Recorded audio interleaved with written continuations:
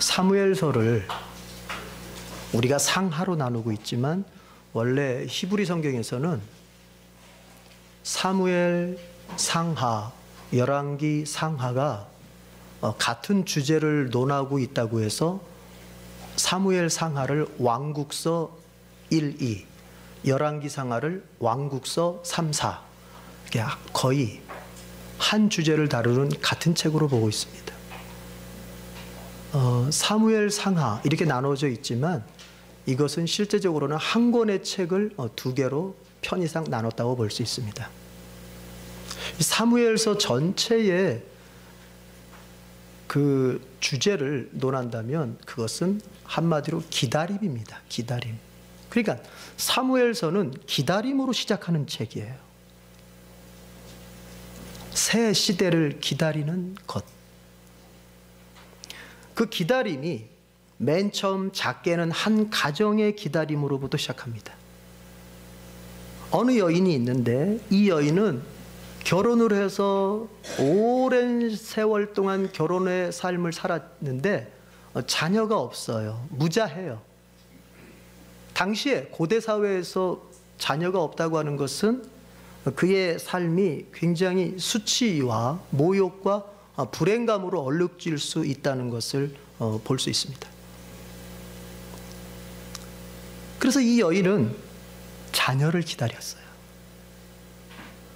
자녀가 생김으로 말미암아 자기의 삶의 그 수치와 모욕과 불행이 싹 사라지는 때를 기다리고 있었어요. 그리고 크게 보면 그 기다림이라고 하는 것을 크게 보면 이스라엘이라고 하는 하나의 공동체, 이스라엘 민족이 진정한 지도자를 기다리는 것으로 볼 수 있습니다. 자, 어쨌든 아까 말씀드린 그 자녀를 기다리던 여인, 그 여인이 한나라고 하는 여인인데 그 여인은 하나님께서 자식을 주신다면 그 자식을 하나님께 바치겠습니다 하는 서원의 내용을 가지고 주님 앞에 눈물로 기도했어요. 하나님께서는 그 눈물의 기도를 들어주십니다. 그리고 응답해 주십니다. 그래서 태어난 사람이 사무엘이에요. 사무엘이라는 이름 자체가 쉐무아엘, 하나님께서 들으셨다, 그런 뜻을 가지고 있어요. 히브리어로 보자면 여러분, 하나님은 들으시는 분입니다. 한나는 약속대로 하나님 앞에 서원한 대로 사무엘이 젖을 뗄 나이가 되자, 히브리인들은 보통 젖을 한 3년 정도 먹인다 그래요. 그러니까 젖을 뗀 나이라고 하면 보통 4살 정도 됐다고 볼 수 있어요. 4살 정도 되자 한나는 하나님 앞에 서원했잖아요. 아들 주시면 그 아들 하나님께 바치겠다고. 그래서 4살 때쯤 됐을 때 한나는 사무엘을 영영 하나님 앞에 바치게 됩니다. 그래서 제사장 앞으로 보내게 돼요. 물론 하나님께서는 그렇게 믿음으로 자신의 하나밖에 없는 아들을 하나님께 바친 한나에게 다른 자녀들을 잉태케 하고 다른 자녀들을 주십니다. 믿음으로 바친 여인의 삶에 하나님 복을 주신 거죠. 그 사무엘이 이제 당시의 대제사장이었던 엘리 감독하에 어린 시절부터 훈련을 받으면서 성장해 가고 있었어요. 그런데 그 사무엘에게 어느 날 하나님께서 찾아오셨어요. 사무엘아, 사무엘아 부르시면서 찾아오셨어요. 처음에는 이 사무엘이 하나님의 그런 음성을 들어본 경험이 없기 때문에 자기의 직속상관이었던 그 엘리 제사장이 찾는 줄 알고 그 엘리 제사장에게 가서 찾으셨습니까? 나 안 찾았는데. 그러기를 3번을 반복하게 되죠. 그러자 엘리 제사장이 야, 하나님께서 너를 찾는 것 같으니까 이제 또 한 번 그 음성이 들리거든. 여호와여 말씀하시옵소서, 주의 종이 듣겠나이다. 하나님의 음성을 듣는 그 방법을 가르쳐주고, 4번째 하나님께서 이제 사무엘아 사무엘아 하면서 부르실 때 사무엘이 바로 그렇게 여호와여 말씀하시옵소서. 주의 종이 듣겠나이다 하면서 하나님의 음성을 듣기 시작합니다.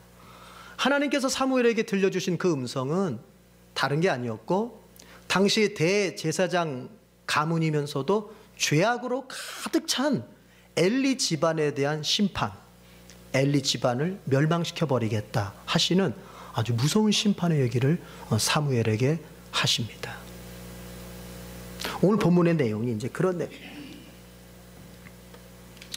자, 먼저 우리가 이 본문의 시대적 배경을 먼저 살펴볼 필요가 있습니다. 여러분 1절을 한번 읽어보시겠습니다. 1절 다 같이 시작. 아이 사무엘이 엘리 앞에서 여호와를 섬길 때에는 여호와의 말씀이 희귀하여 이상이 흔히 보이지 않았더라. 이것이 굉장히 중요한 배경이에요. 자, 이런 얘기입니다.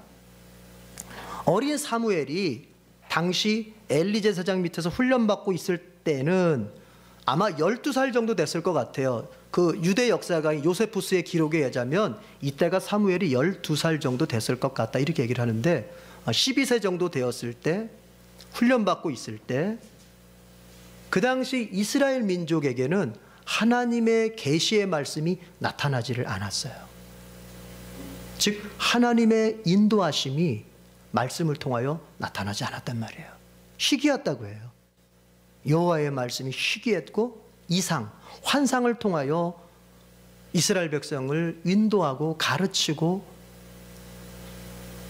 그들을 이끄시는 하나님의 그 모습이 나타나질 않았다는 거예요. 그래서 이 시기는 암흑의 시기고 고통의 시기였습니다. 여러분, 하나님의 백성에게 신약의 표현대로라면은 그리스도인들에게 제일 답답하고 고통스러운 시기는 언제냐면은 하나님의 말씀이 들리지 않을 때입니다. 하나님의 말씀이 믿는 자에게 들리지 않는 것만큼 그 믿는 자를 고통스럽게 하는 게 없어요. 여러분, 하나님의 말씀이 들리지 않는데도 내 마음이 하나도 고통스럽지 않다면 여러분 이렇게 생각하면 딱 맞습니다. 그 사람은 하나님의 백성이 아닙니다. 반드시 그리스도의 십자가의 보혈로 구속받고 하나님의 백성된 자, 하나님의 자녀된 자는 하나님의 음성을 듣지 못하는 순간 그 영혼이 편치 못합니다. 고통스럽습니다.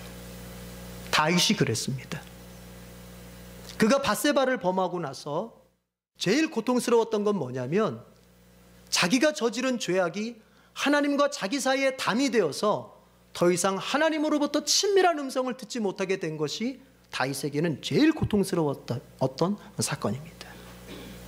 여전히 왕의 자리에 있고 여전히 권력을 쥐어쥐고 있고 경제적으로 풍부하고 모든 것을 자기 마음대로 다 할 수 있는 그런 지존과 같은 존재인 다윗이었지만 그 하나님의 음성이 들리지 않는 순간부터 그는 너무 고통의 세월을 살았다고 시편에서 고백하고 있어요. 그게 하나님 자녀된 증거예요.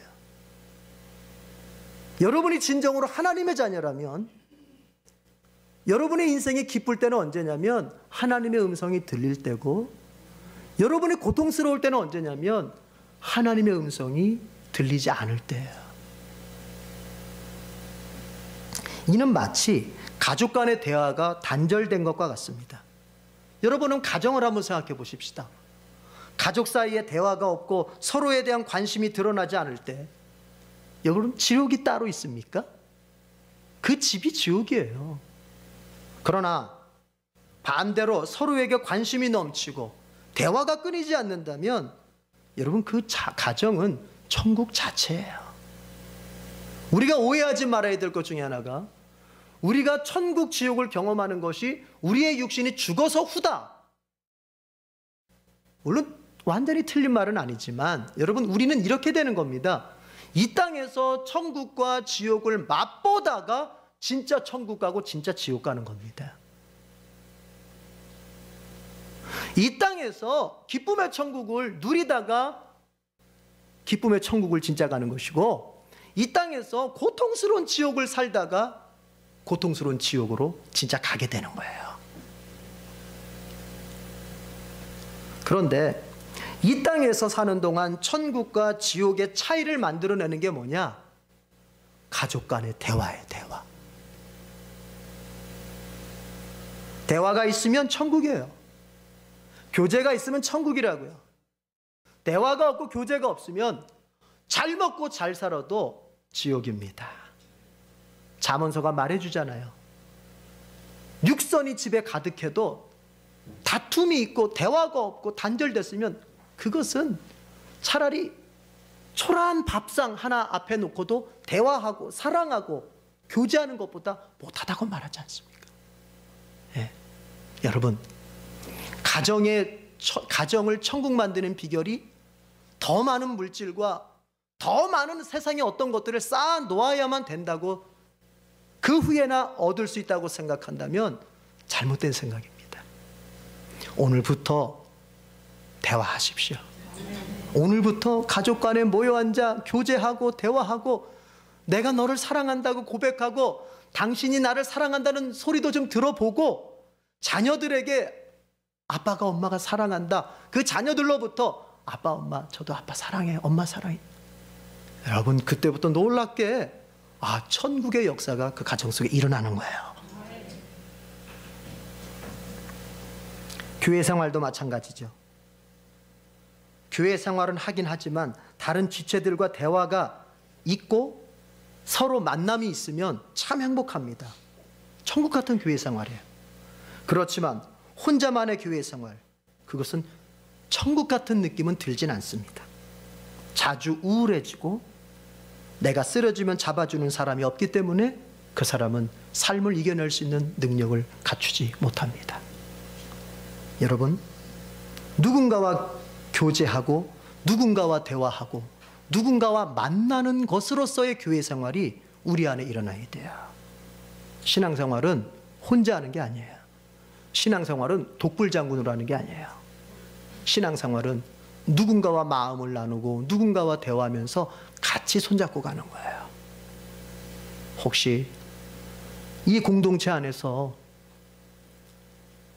이런 생각을 가지고 있는 사람이 있다면 그 생각을 빨리 바꿔야 됩니다. 내가 하나님 앞에 기도하고 내가 하나님 앞에 믿음 생활 잘하면 되지. 그것으로 끝이다. 그렇지 않습니다. 주님은 우리에게 공동체를 주셨는데 공동체를 주셨다면 그 이유가 있어요. 왜 그럴까요? 만약에 혼자 신앙생활하고 혼자 신앙생활을 잘할 수 있고 혼자 하나님 앞에 나아갈 수 있다면 하나님은 굳이 우리에게 공동체를 주실 이유가 없어요. 그냥 혼자 타 종교처럼 혼자 도 닦듯이 혼자 수도하듯이 그렇게 신앙생활하면 되죠. 그러나 하나님은, 예수님은 그렇게 기독교 신앙을 명하지 않았습니다. 철저하게 공동체 안에서 서로 교제하고 서로 대화하고 때로는 저 지체 때문에 내가 갈등도 겪어보고 더 사랑하고 싶은데 더 사랑할 수 없는 내 능력의 한계를 보며 안타까워하기도 하고 때로는 내가 사랑을 주었는데 내가 준 사랑에 제대로 보답하지 못해서 내 마음의 섭섭함도 경험하기도 하고 이러는 가운데 우리의 신앙이 강해지는 것을 경험해야 됩니다. 이처럼 가정도 교회도 교제와 대화 속에서 천국을 맛볼 수 있는데 그러나 여러분 가정에서도 교회에서도 그리고 다른 삶의 자리에서도 교제와 대화가 있었다고 하더라도 우리의 생명의 근원이신 하나님과의 교제와 대화가 단절되어 버린다면 그것은 아무것도 아닙니다. 돌아다니면서 많은 사람을 만나고 시간을 내어 누군가와 만나 차를 마시면서 얘기하고 내 마음이 외로울 때 어떤 사람들을 찾아서 얘기했다 할지라도 하나님과 나 사이에 교제와 대화가 없다면 그 사람은 여전히 텅 빈 가슴을 안고 살게 될 것이고 여전히 우울한 마음을 가지고 살게 될 것입니다. 채워지지 않는 가슴으로 이곳저곳을 방황하는 삶을 결코 그치지 못할 것입니다. 또한 지난 과거의 삶이 너무나도 수치스럽게 느껴지고 현재의 삶 속에서 걱정과 염려가 태산 같을 것이며 그로 인하여 나의 미래는 암담하게만 보일 것입니다. 하나님과 대화와 교제가 없다면. 그래서 우리가 다른 사람들과 교제하고 대화를 하는 것도 필요하지만 더 근본적이고 더 우리가 본질적으로 생각해야 될 것은 나의 생명의 근원이신 하나님과의 교제, 하나님과의 대화입니다. 아내들은 남편의 세심한 마음을 알고 따뜻한 말을 들을 때 걱정이 가득한 현실이라도 힘을 얻고 삶을 이겨내게 되지요. 마찬가지로 남편 역시도 아내로부터 인정받고 용기 얻는 말 한마디 듣는다면 그 남편은 세상에 나아가서 두려운 현실을 만나지만 담대함으로 뚫고 나가게 될 것입니다. 만약에 어린 자녀가 부모로부터 신뢰와 따뜻한 격려의 말을 듣는다면 그 자녀는 방종의 삶의 유혹을 받더라도 타락하지 않고 자녀로서 마땅히 가야 할 길을 잘 가게 될 것입니다. 여러분, 우리가 사람의 말을 들어도 그렇게 인생이 달라지는데 하물며 생명의 근원이신 하나님의 말씀을 듣고 하나님 그분의 음성을 듣고 산다면 우리의 인생은 얼마나 더 달라지겠습니까? 인생의 변화의 시작은 다른 데서 오는 게 아닙니다. 하나님과 대화하는 것으로부터 오는 것입니다. 그분의 음성을 들을 줄 아는 것으로부터 인생의 변화는 시작되는 거예요. 사랑하는 성도 여러분, 그런 의미에서 우리 인생의 가장 큰 복은 하나님의 말씀이 들려지는 거예요. 반대로 우리 인생의 가장 큰 불행은 하나님의 말씀이 더 이상 들려지지 않는 거예요. 바로 엘리 시대처럼, 사무엘의 어린 시대처럼 하나님의 말씀이 더 이상 들리지가 않아요. 그런데 구약 성경을 우리가 넓게 또 깊게 연구해 보면 하나님의 말씀이 어느 시대에 하나님의 말씀이 들려지지 않는 것은 때로는 그것은 하나님의 징계의 수단이기도 합니다. 무슨 얘기냐면 그 시대가 하나님을 사랑하지 않고 그 시대가 하나님을 떠나버리면 하나님이 징계로서, 징벌로서 하나님의 말씀을 걷어버립니다. 주시지 않는 거예요. 그때는 아무리 하나님의 말씀을 들으려고 애를 써도 하나님이 말씀을 주시질 않는 거예요.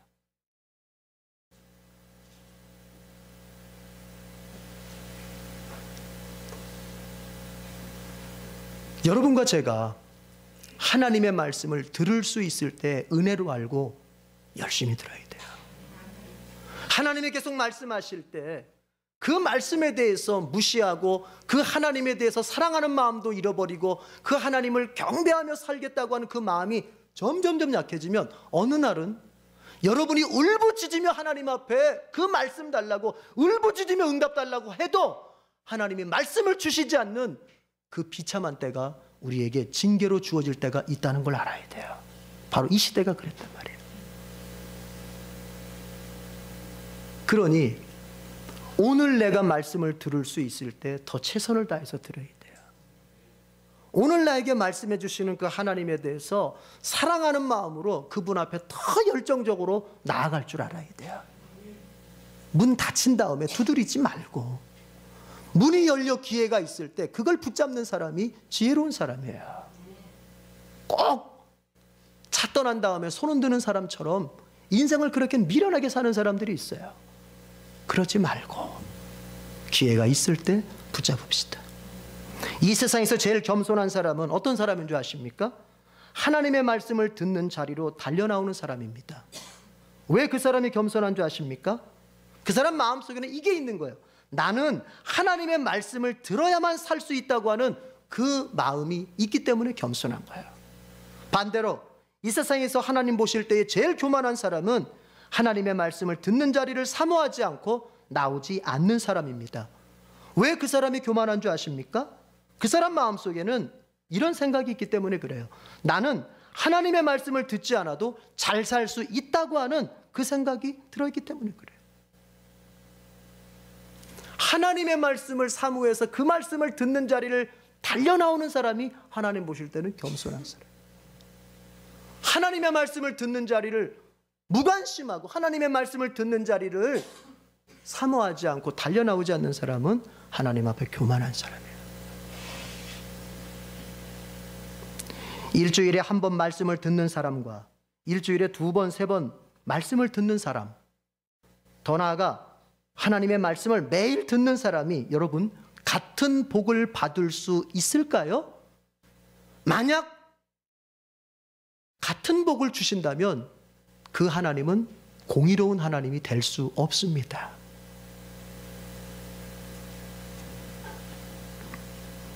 만약 여러분이 열심히 살지만 하나도 나아지는 것이 없고 계속해서 어렵게 된다면 생각해 봐야 됩니다.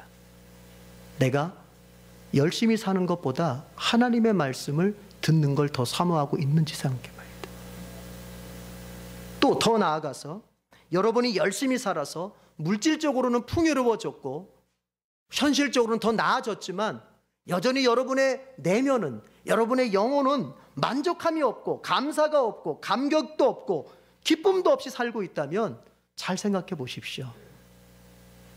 여러분이 하나님의 음성을 듣는 자리를 사모하며 달려나오는 사람인지 아니면 그 자리를 외면하고 있는 사람인지. 계속 외면하다 보면 어느 날은 내가 듣고 싶어서 하나님께 매달려도 하나님이 주시지 않을 때가 있다는 것이 오늘 3장 1절에서 우리에게 보여주시는 아주 크나큰 교훈입니다. 하나님의 말씀을 들을 수 있을 때 달려나와야 돼요. 주일날, 수요일날 새벽에 달려나와야 돼요. 록펠러 얘기는 너무 많이 들었죠. 록펠러의 어머니가 그 록펠러에게, 그 갑부가 된 록펠러에게 3가지 유언하고 죽었다고 하잖아요. 첫 번째가 뭐냐면 11조 반드시 드려라. 어떤 상황에서도 11조 반드시 드려라. 2번째가 예배는 반드시 본교회에서 드려라. 그런 얘기 했죠. 예배 빠지지 말고 반드시 본교회에서. 그래서 록펠러는 세계 어디 가서 이렇게 출장 가서 사업 때문에 아주 바쁜 사람이니까 비즈니스가 출장 가 있다가도 예배를 드려야 할 때는 비행기 타고라도 다시 왔다고 그러잖아요. 자기 교회로.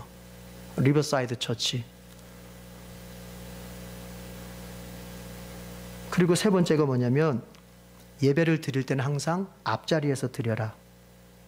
이유가 뭘까요? 그 어머니가 록펠러에게, 노인이 된 록펠러에게 하는 얘기가 예배 드릴 때 항상 앞자리에서 드려라. 돌아가시면서 하시는 유언이죠. 왜 앞자리에서 드리라고 할까요? 하나님의 말씀을 듣는 일에 집중하라는 거죠. 하나님의 말씀을 듣는 것을 사모하고 하나님의 말씀을 듣기를 간절히 원하라는 거죠.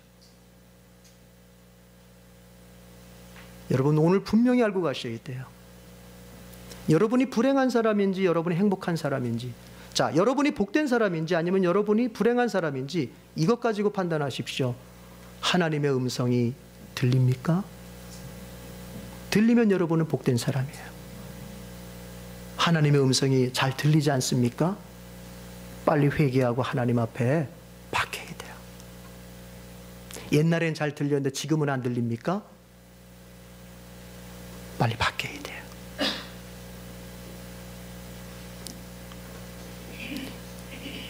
사무엘이 어린 시절에 훈련받을 당시에는 이스라엘에 여호와의 말씀이 들리질 않았어요. 그래서 그들은 어떻게 살았어요? 사사기의 표현대로 각자 자기 소견대로 살았어요. 하나님의 말씀이 들리지 않으면 그 다음에 나타나는 현상이 뭐냐면 자기 생각대로 살게 돼 있어요. 자기 생각대로. 그러면 자기 생각대로 살다 보면 그 다음에 나타나는 현상이 뭐냐면 분열이 오게 돼 있어요. 분열이. 그래서 사사시대는 끊임없이 지파별로 분열하게 되는 거예요. 12지파가 끊임없이 분열하게 되는, 서로 갈등하고 서로 싸우고 서로 라이벌 의식을 가지고. 여러분 가정 속에 하나님의 음성이 들리지 않으면 여러분 각자가 다 자기 생각대로 자기 소견대로 살려고 할 겁니다. 그러면 남편은 남편 생각대로, 아내는 아내 생각대로, 자식은 자식 생각대로 하려고 합니다. 그러면 거기에서 생기는 게 뭔지 아십니까? 그 가정의 분열이고 그 가정의 갈등입니다. 하나님의 음성이 들리지 않으면 가정은 분열되게 돼 있어요. 가정 예배를 드리면서 가정 모두가 하나님의 같은 음성을 듣고 그 가정의 삶의 방향을 그 하나님의 음성의 방향으로 하나가 돼서 갈 때 그 가정이 어떤 험난한 인생을 만나더라도 넉넉히 이기는 힘을 발휘할 수가 있는 거예요.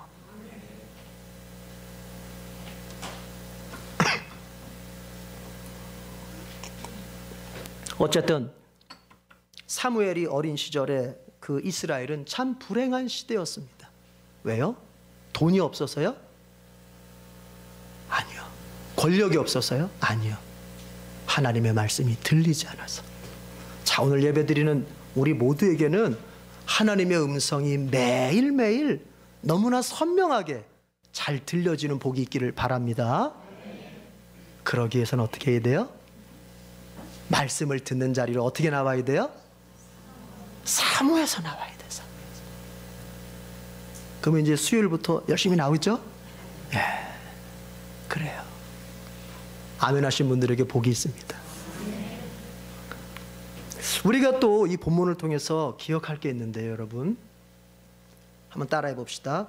은혜를 주시는 것은 하나님의 책임이요, 은혜를 유지하는 것은 인간의 책임이다. 하나님께서 사무엘에게 주시는 말씀이 뭐였냐면 엘리 가문을 멸망시키겠다는 것입니다. 그 이유가 뭐냐면 2장 28절 29절을 읽어보세요.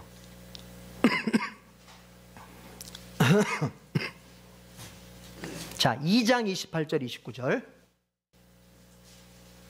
사무엘상 2장 28절 29절 다 같이요. 시작. 이스라엘 모든 지파 중에서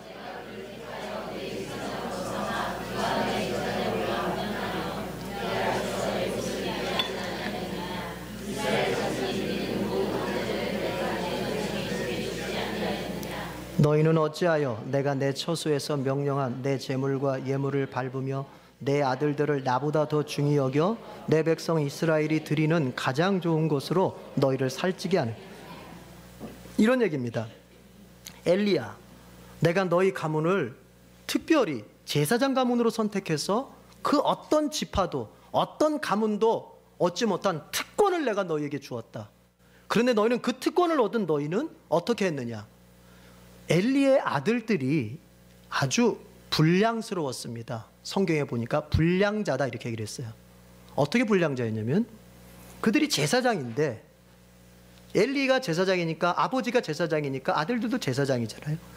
그들이 어떻게 하냐면 하나님 앞에 제물을 드릴 때 하나님 앞에 제물을 드리기도 전에 자기네들이 먼저 먹고 싶은 부위가 있으면 그걸 가져가 버려요. 그냥 하나님 앞에 제물로 제사를 드린 다음에 제사장은 먹게 돼 있거든요. 그런데 제사에 올라가기도 전에 야, 이거 맛있는 거니까 자기 시종을 시켜서 가져가, 아주 고리다 걸어가지고 가져가 버리는 거예요. 하나님의 제사를 우습게 여겨버리는 거예요. 또 엘리가 들어보니 성막에서 일하는 여인네들이 있는데 그 여인네들과 동침을 하고 뭔가 못된 짓을 하는 거예요. 이런 얘기를 듣게 되는 겁니다. 그런데 엘리가 그걸 갖다가 어떻게 얘기하냐면 야, 그렇게 하면 안 돼, 그만 좀 해. 그러니까 이 정도로 말아버린 거예요. 그걸 얘기하는 거예요. 너는 금하지 않았다는 거예요. 오늘 3장에 보면은 아들들이 그렇게 하나님 앞에 범죄하고 하나님 앞에 그렇게 불경스러운 죄를 졌을 때 그건 하나님을 무시한 처사이기 때문에 아주 엄격하게 그걸 해서 못하게 만들었어야 되는데 엘리는 그러지 않았다는 거예요. 그래서 29절 보세요. 네 아들들을 나보다 더 중히 여겼다 이렇게 얘기를 하시는 거예요. 그래서 하나님의 제사를 업신여기게 만들었다는 얘기를 하는 거예요.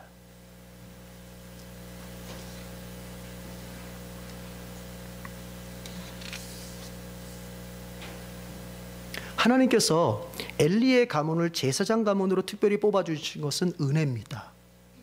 이스라엘의 역사상 어떤 가문도 이런 특권을 받은 가문이 없어요. 아론 계열의 그 자녀들 아니면.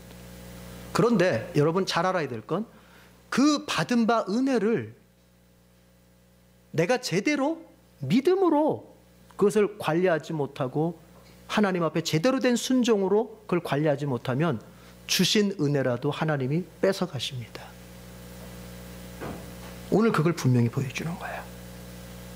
여러분, 은혜와 하나님의 은혜와 인간의 책임이라고 하는 것은 어떤 관계가 있냐면은 근본적으로 하나님의 은혜는 일방적이에요. 어떤 조건이 없는 것처럼 보여요. 하나님께서 우리를 일방적으로 구원하신 것처럼 은혜도 일방적으로 주십니다. 그런데 자세히 성경을 보면은 그 일방적인 은혜 속에 조건성이 있어요. 조건성이. 예를 들면 이런 거예요. 하나님께서 아담을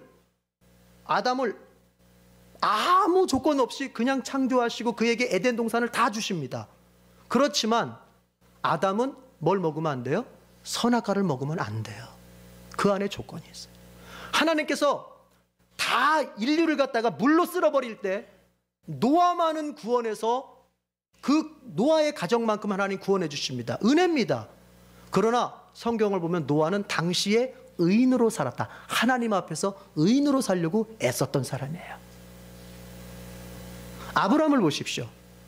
우상의 나라인 그 갈대아 우르에서 하나님이 아브라함을 은혜로 그냥 불러내시고 그에게 가나안 땅을 그리고 많은 자손들을 주십니다. 그러나 하나님께서 아브라함에게 뭘 요청하십니까? 너는 내 앞에서 완전해라. 항상 하나님이 은혜를 주시는 그 자리에는 항상 조건이 포함되는 거예요. 조건성이 이미 담겨 있는 거예요. 조건성. 그걸 이렇게 표현할 수 있습니다. 하나님의 은혜가 우리에게 임할 때 거기에는 어떤 형식이 있냐면은 나는 너의 하나님이 되고 너는 내 백성이 될 것이다. 이게 포함되어 있거든요. 이게 그 얘기를 다시 얘기하면은 하나님이 우리에게 은혜를 주시는 것은 마치 남자와 여자가 만나서 하나의 부부가 되는 것과 같은 거예요. 그러면 여러분, 부부 생활이라고 하는 것이 한쪽이 일방적으로만 잘한다고 해서 부부 관계가 제대로 세워집니까? 아니죠. 남편이 아내에게 은혜를 준다면은 아내 역시도 남편에게 그 은혜에 걸맞는 반응이 있어야 되겠죠. 그러니까 하나님이 우리에게 은혜를 주실 때는 그 안에 뭐가 포함되어 있냐면은 우리가 하나님의 백성으로서 마땅히 반응을 잘 해야 된다고 하는 것이 포함되어 있어요. 그래서 은혜를 바르게 받은 사람들은 방종하지 않습니다. 그 은혜를 빙자해서 타락하고 그 은혜를 빙자해서 아무렇게나 인생을 살아도 된다고 믿게 되지 않는 거예요. 은혜를 바르게 받는 사람은 그 마음속에 어떤 게 생기냐면 내가 은혜 받은 사람으로서 내가 은혜 받은 사람답게 내가 살아야지. 은혜 받은 사람답게 제대로 하나님께 반응하고 이웃에게 반응하며 살아야지.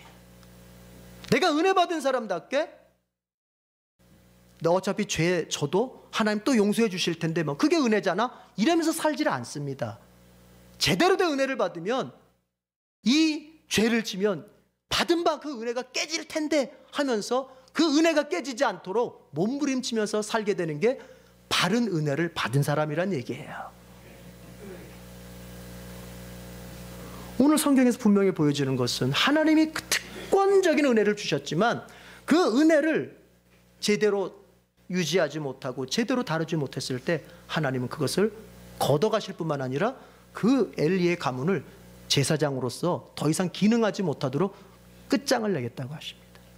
그래서 정말 성경 열왕기 하까지 가보면, 열왕기 상까지 가보면 엘리 가문의 제사장들이 끝장이 나고 그 다음에 사독 계열의 새로운 제사장들이 뒤를 잇게 됩니다. 예수님 오실 때까지. 사랑하는 성도 여러분, 주님께 많은 은혜를 받았습니까? 그래서 여러분의 인생이, 여러분의 인격이, 여러분의 신앙의 삶이 주님 앞에 어떻게 반응되어지고 있습니까? 그 은혜를 빙자해서 죄를 져도 괜찮다고 생각하십니까? 아니면 그 은혜 때문에 오히려 나의 옛삶을 벗어놓고 새 삶을 살아야겠다고 마음의 결심이 일어나고 있습니까? 은혜를 받은 사람은 은혜를 받은 사람답게 사는 게 맞는 거예요. 한 가지 더 말씀드리고 싶은 것은 여러분, 좋은 신앙이라는 게 뭘까요? 어떤 사람들은 자리나 활동이나 가문을 가지고 자기의 신앙이 좋다는 것을 내세우고 싶어 합니다. 자리, 내가 목사인데, 내가 교회 장로인데, 내가 집사인데. 여러분, 그런 것 가지고 좋은 신앙을 기준 삼을 수 없습니다. 어떤 사람들은 활동, 교회에서 이런 봉사 저런 봉사 합니다. 그러나 그것이 결코 반드시 좋은 신앙 때문만은 아닐 수도 있습니다. 어떤 사람들은 이런 얘기합니다. 아, 우리 집안은 3대째 예수 믿는 집안이야. 그게 뭐 어쨌다는 거죠. 우리 집안에는 목사가 몇 명이야. 주님 앞에 그건 중요하지 않아요. 중요한 건 네가 좋은 신앙을 가지고 있느냐는 거예요. 여러분, 우리가 하나님 앞에 섰을 때 인생을 결산하고 신앙을 결산할 때는 주님은 그렇게 묻질 않아요. 아, 네가 목사였니? 안 묻습니다. 아니, 너희 집안이 몇 대째 예수 믿었니? 네가 이러이러한 봉사들을 했구나. 그것 이전에 뭘 물으냐면은 너 나와 함께 살았니? 그것부터 물으세요. 여러분, 좋은 신앙이라고 하는 것은 자리나 활동이나 가문을 내세우는 이런 것들이 아니라 좋은 신앙은 하나님과 함께 사는 거예요. 오늘 성경을 보십시오. 3장 3절을 보십시오. 3장 3절 다 같이 읽어보겠습니다. 시작. 하나님의 등불은 아직 꺼지지 아니하였으며 사무엘은 하나님의 궤에 있는 여호와의 전안에 누웠더니. 다 모두가 잠들 때 각자의 처소에서 잠들고 엘리조차도 자기의 처소 가서 누울 때 성경은 이렇게 표현합니다. 사무엘은 하나님의 궤가 있는 여호와의 전안에 누웠다. 이 말은 법궤가 있는 지성소에서 사무엘이 잤다는 얘기가 아니고 그 법궤에서 제일 가까운 그 어느 방에서 사무엘이 잤다는 얘기겠죠. 그 얘기는 뭐냐면 사무엘은 아침에 눈 떠서부터 저녁에 잠들고, 아니 잠든 후까지라도 그는 늘 법궤, 그것은 하나님의 임재의 상징 아닙니까? 하나님과 함께하는 삶을 사는 거예요. 모두가 하나님의 음성을 듣지 못하고 그래서 자기 소견대로 살아가고 자기 마음대로 살아가는 시대 속에서 사무엘은 어렸을 때부터 하나님과 함께 사는 삶을 연습했다는 얘기예요. 여러분과 저의 믿음이 좋으냐 나쁘냐는 다른 것 가지고 기준 삼으면 안 돼요. 우리의 매일매일의 삶의 자리가 하나님과 함께 사는 삶의 자리인지를 들여다봐야 돼요. 마지막으로 이스라엘 공동체 입장에서 보자면은 아까 이런 얘기했습니다. 사무엘서는 새 시대를 기다림으로 시작한다고. 자, 이스라엘 공동체는 암흑의 역사를 살고 있고 고통의 역사를 지금 살고 있습니다. 이제 그들은 새로운 시대를 열고 싶어 해요. 새로운 시대가 왔으면 좋겠다. 그런데 하나님께서 그런 새로운 시대를 주시는데 그 주시는 방법이 뭐냐면은 엘리의 가문을 멸하고 사무엘을 세우시는 것입니다. 당시에 이스라엘 공동체의 지도자였던 엘리의 가문을 멸하고, 엘리를 멸하고 사무엘을 새로운 지도자로 세워서 이스라엘을 이끌게 하시는 거예요. 그러면 그것을 신약적으로 우리가 이해한다면 이겁니다. 우리 인생의 새로운 시대, 우리 인생의 새로운 기회를 얻기 원한다면 따라합시다. 주인을 바꿔야 한다. 주인을 바꿔야 한다. 누구의 주인이죠? 내 주인을 바꿔야 돼요. 엘리에서 사무엘로, 즉 나에서 예수님으로 바뀌어야 돼요. 우리의 인생의 새로운 기회라고 하는 것은 그렇게 해서 만들어지는 거예요. 우리가 아무리 기도를 많이 하고, 우리가 아무리 이 시간 와서 예배를 드렸고, 주님 앞에 이렇게 저렇게 헌신한다고 하는 삶을 살았어도 오늘 이 예배의 자리에 와서 이거 결심하지 않으면 그 모든 것들은 거품에 불과합니다. 어떤 거요? 내 인생의 주인을 나에서 예수님으로 바꾸자. 이 회심이 일어나야만 내 인생의 새로운 시대가 오게 되는 거예요.